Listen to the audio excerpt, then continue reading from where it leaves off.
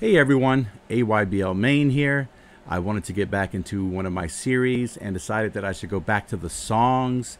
So I'm going to go top 10 songs for every year I've been alive. This is year 2 and it's 1970. Very strong year. So let's dive right in. Number 10, I've got the Kinks, Lola. Not from my favorite Kinks album in particular, but I got to tell you, it's my favorite song by the Kinks for 1970, so definitely deserves a spot here.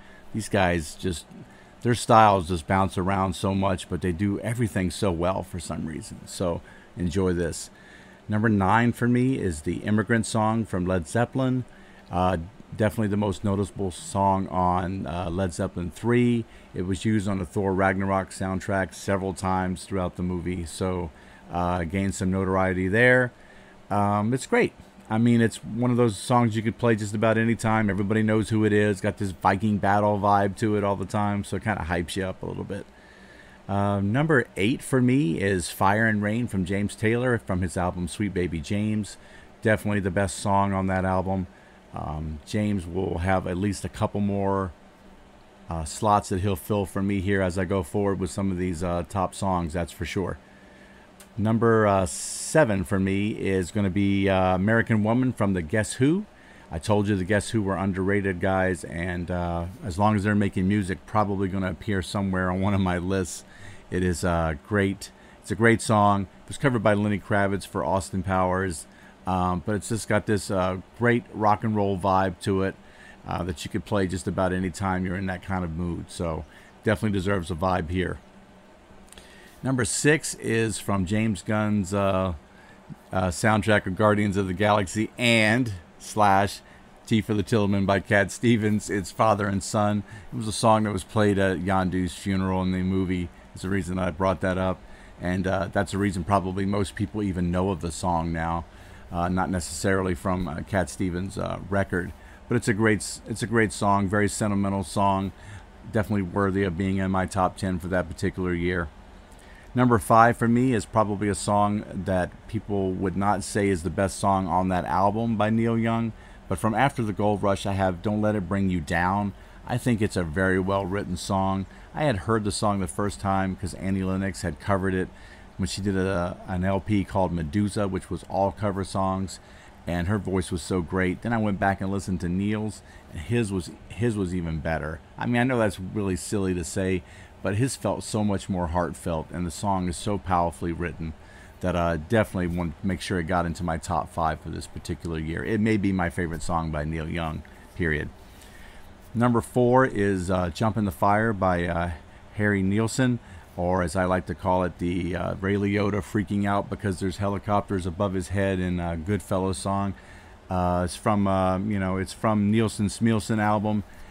Great song. I prefer the shorter version than the longer version, but it's got that great hook on it, and it's got you should go listen to it. I won't give everything away, but you should go listen to it. It's definitely got a great hook verbally. It's got a great hook, great guitar riff hook as well. So it's a song that definitely should be worthy of this time frame.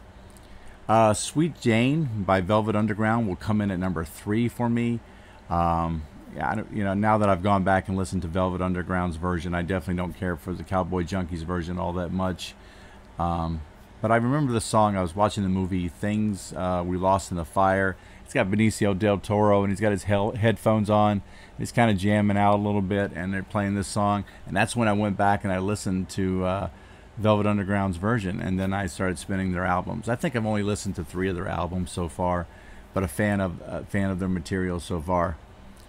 Number 2 is going to be the Beatles' Let It Be, the self-titled track from their final album together. Definitely the best song on that album, I would think. At least the most popular song on that album, I would think. Maybe Across the Universe might be able to make a case, but I highly doubt it. It is a great song, a timeless song.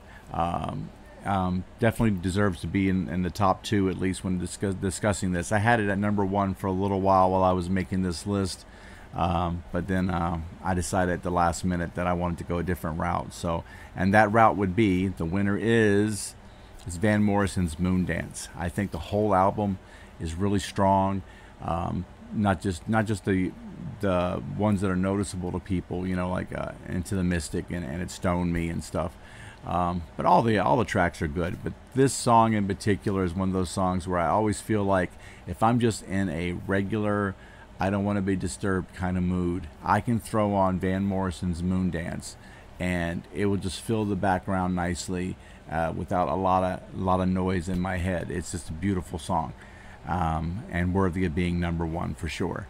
So that's my top 10, guys. Feel free to throw some shade my way. Please list your top 10. I'm always interested in other people's music for sure.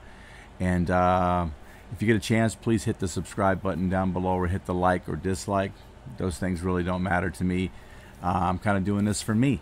So I hope to catch you guys soon. I'm going to do the top 5 albums for 1989, probably in the coming days. And hope you stick with me on the channel. Thanks.